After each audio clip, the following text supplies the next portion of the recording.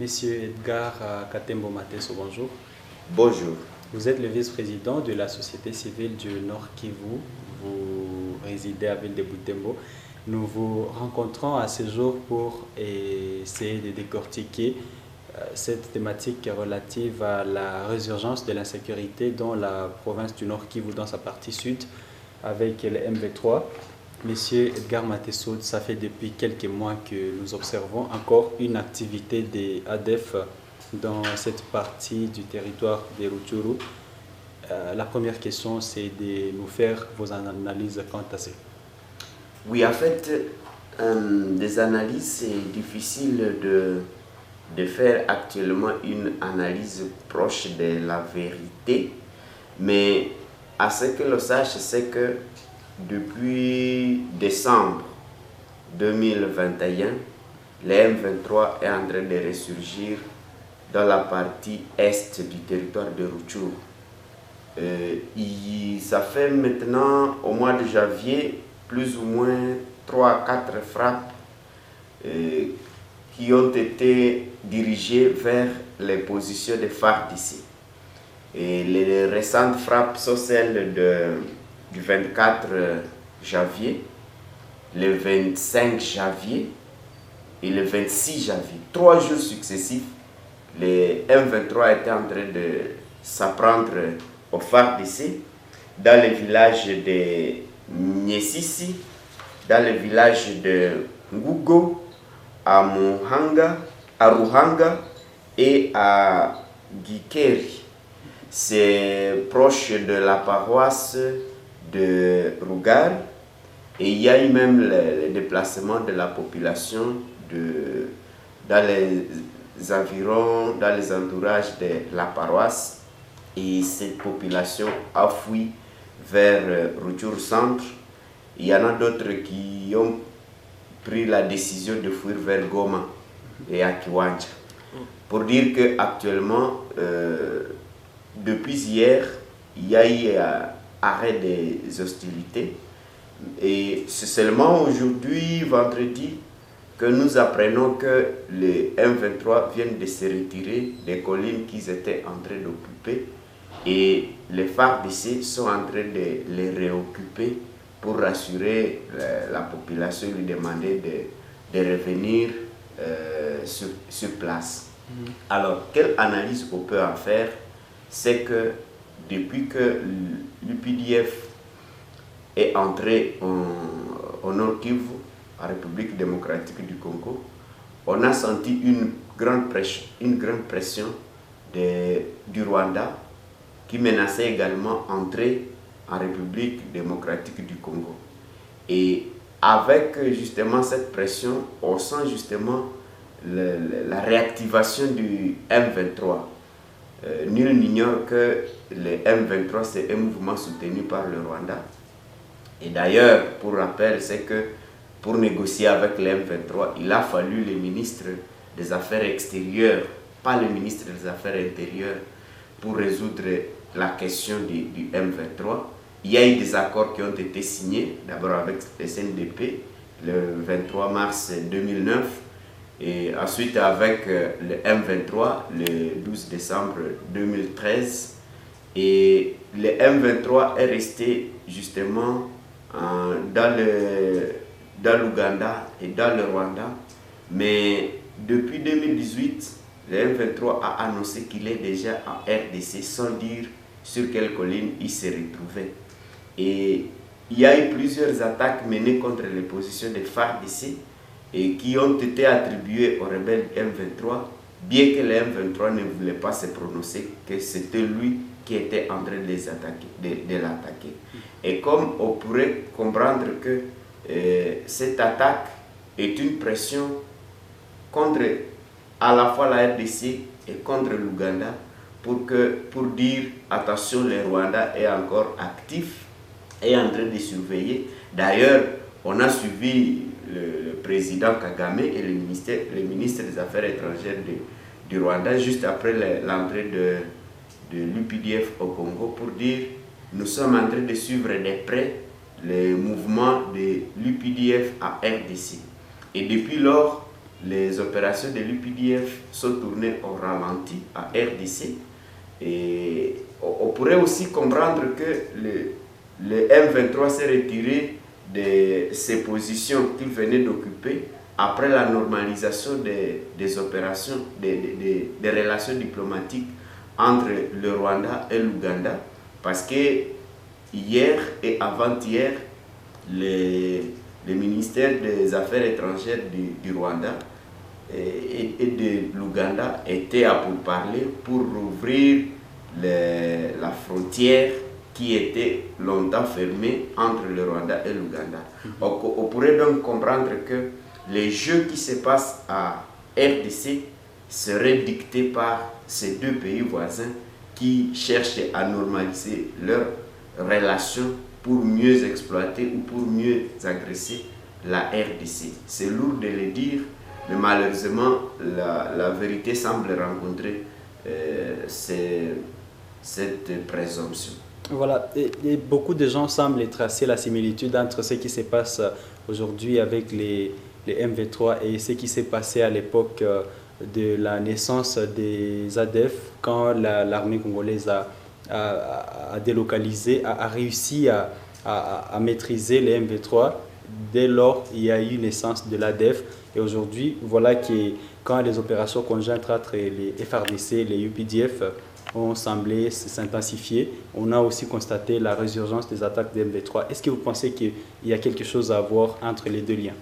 Ce que nous ne devons pas oublier, c'est que les deux États, l'Ouganda et le Rwanda, auraient de l'intérêt dans la déstabilisation de la RDC. Parce que au moment de la signature de certains accords avec un pays, on sent qu'il y a un autre directement qui interagit. Mais on ne devra pas oublier que nous sommes dans une guerre qui date d'une trentaine d'années. Depuis 1993, nous sommes sous une guerre à l'est de la RDC, mais une guerre qui est menée justement par le Rwanda et l'Ouganda. C'est pour ces deux pays une occasion de l'exploitation des richesses naturelles de la RDC. Et que donc cette déstabilisation serait à l'avantage économique de ces pays. Et voilà pourquoi nous continuons à penser que toute cette déstabilisation de notre pays, que ce soit par les groupes armés nationaux, que par les groupes armés étrangers, on ne manquerait pas à trouver une main noire derrière ces mouvements, parce que vous aurez constaté que ce sont des mouvements qui savent se développer à la frontière avec ces pays. Il est difficile à un mouvement militaire d'aller se développer loin des frontières de ces deux pays, comme pour dire qu'ils auraient été éloignés de leur milieu de ravitaillement. Et ça signifie donc que les relations diplomatiques de la RDC avec ces deux pays ne devraient pas être des relations d'hypocrisie. Ça devrait être des relations claires, et la RDC doit prendre le courage de dire à ces deux pays que, attention, nous sommes déstabilisés à l'Est parce que votre main serait derrière ceux qui nous déstabilisent. À ce moment-là, on va traiter ces dossiers d'égal à égal en se disant les vérités. Mais aussi longtemps qu'on va dorloter ces pays qui nous déstabilisent, ces pays qui facilitent la déstabilisation de la partie Est, nous continuerons à pleurnicher et nous n'aurons pas la possibilité de mettre fin à ces atrocités. Mais si jamais la RDC prenait la décision de pointer du doigt accusateur ces deux pays et prendre ses précautions, ses dispositions à faire face à ces agressions, on va facilement maîtriser et les M23 et les EDF et les mouvements, les groupes rebelles qui sont internes dans notre pays. Oui, et puis il y a des attaques des M23 qui sont signalées simplement dans la partie frontalière entre la RDC et le Rwanda. Ces mouvements n'intensifient pas ces attaques comme peut-être avec l'ADF où on peut voir autant de surfaces qui sont occupées par les M23. Pourquoi simplement ils peuvent avoir choisi juste la partie frontalière d'après vous? La partie frontalière, comme vous venez de le dire, et comme je venais de le dire, est favorable parce que là, il y a une possibilité de se retirer, de se filtrer dans le pays d'origine. Donc les M23 ne peuvent pas savoir opérer loin de la frontière parce qu'il ne saura pas se ravitailler, il ne saura pas... là, c'est le ravitaillement en hommes et en munitions, en armement. Et il ne saura pas justement aussi, une fois repoussé, il ne saura pas se cacher. Et vous aurez constaté qu'ils choisissent les villages riverains du parc national parce que là, on peut savoir créer la diversion, savoir donner l'impression qu'on s'est caché à l'intérieur du parc alors qu'on est rentré au Rwanda. On peut donner l'impression qu'on est allé au Rwanda alors qu'on est dans le parc national. Et donc, cet environnement est favorable à ces pays. Si le Rwanda et l'Ouganda étaient des pays amis, ces rebelles n'auraient pas la possibilité d'opérer à leurs frontières. Ils mutualiseraient leurs forces avec l'armée congolaise et frapper l'ennemi et le mettre hors d'état de nuire. Mais à l'allure où vont les choses, ce n'est pas le cas. Et aussi, on devra comprendre que toutes ces rébellions, tous ces agrès trouvent leur facilité dans leur pays d'origine, comme on pourrait le dire, parce que lorsque les M23 avaient été défaits, avaient préféré avoir asile en Ouganda et au Rwanda. Et là, ils se trouvent en paix. Malheureusement, c'est que l'on ignore aussi, le Congo doit payer les frais d'hébergement de ces rébellions conformément aux accords de Nairobi, lorsque le M23 a signé qu'il va cesser les feux.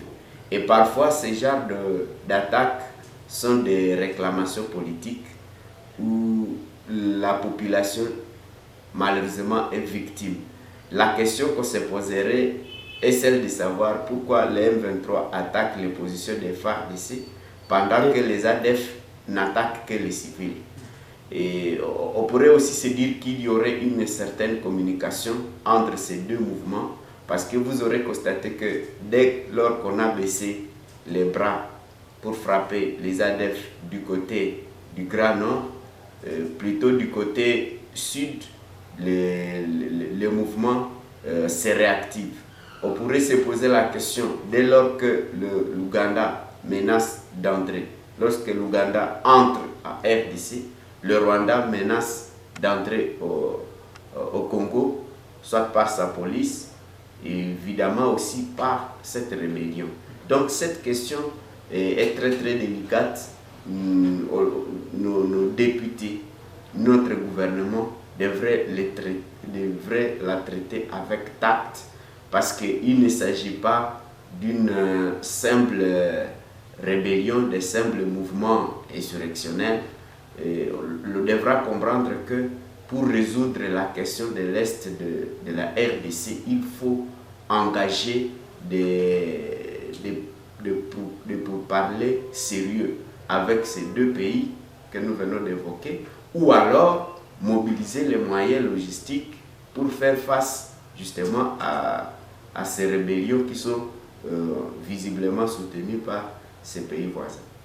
Et d'après vous, pourquoi ces mouvements ne peuvent pas revendiquer publiquement et ouvertement les attaques qu'elle est en train de mener contre les positions des FARDC alors que tout le monde sait bien qu'il s'agit du M23? Bon, on ne sait pas. Peut-être qu'ils veulent se cacher parce que le moment n'est pas opportun, peut-être. Peut-être qu'ils ne veulent pas être accusés d'avoir violé les accords de Nairobi. Ils voudraient plutôt amener à ce que ce soit son partenaire, la RDC, qui sera le premier à violer ces accords pour qu'il le charge. Aussi, peut-être parce qu'ils ne veulent pas que l'on sente la main de leurs parrains pour que la RDC ne puisse pas porter plainte contre ces pays qui l'agressent. Dans tous les cas, nous ne pouvons pas savoir entrer dans leur manière de s'organiser et de comprendre comment ils opèrent. Mais ce qui est important, c'est que la RDC doit prendre des dispositions pour faire face justement à ces menaces qui sont restées permanentes depuis 30 ans pratiquement. Et malheureusement, il n'y a pas d'effort qu'on est en train de sentir du côté RDC. On ne fait que subir. Si vous voyez comment la situation se présente à Rutshuru comme à Beni, vous aurez constaté que la RDC ne fait que subir. La RDC ne fait que jouer à la défensive. Jamais nos militaires ne prennent le courage d'aller détruire la position du M23, dès lors que nos militaires connaissent très bien où se trouvent ces positions.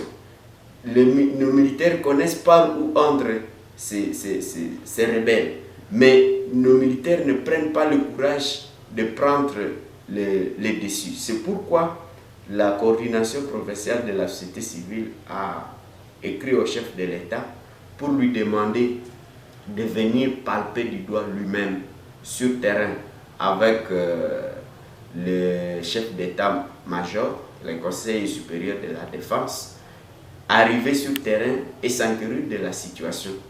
Et à ce moment-là, nous avons toujours, et nous l'avons encore réitéré hier, que les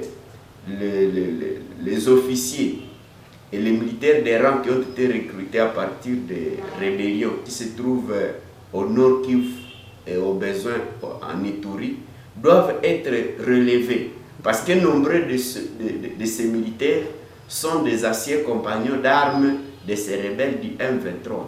Comment quelqu'un qui était du M23 pourra combattre le M23 qui est sa maison d'origine, sa maison de formation? On devra aussi rappeler que nombreux de ces généraux ont quitté la rébellion du M23 et entré dans les rangs de FARDC avec leur grade, sans plus passer par la formation militaire.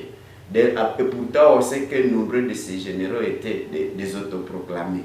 Et les accords de Nairobi ont autorisé que, et même les accords du M23 ont autorisé que ces officiers rebelles entrent dans l'armée congolaise avec leur grade, sans plus passer par la formation, ce qu'on a appelé le mixage, ce qu'on a appelé le brassage. Et ce sont ces officiers qui sont appelés à combattre ces rébellions. C'est absurde, c'est paradoxal. Et voilà pourquoi, au niveau de la société civile, nous n'avons cessé de demander à ce que l'on puisse relever tous ces militaires qui ont été recrutés à partir des rébellions et que l'on amène sur les champs de bataille des compatriotes qui ont subi la formation. Parce qu'il y en a au Congo, nous avons au sein de nos FARDC des militaires aguerris qui ont été bien formés, certains à l'étranger, d'autres au pays, et qui sont capables d'en finir avec cette rébellion. Mais nous ne savons pas pourquoi le chef de l'État ne veut pas nous écouter.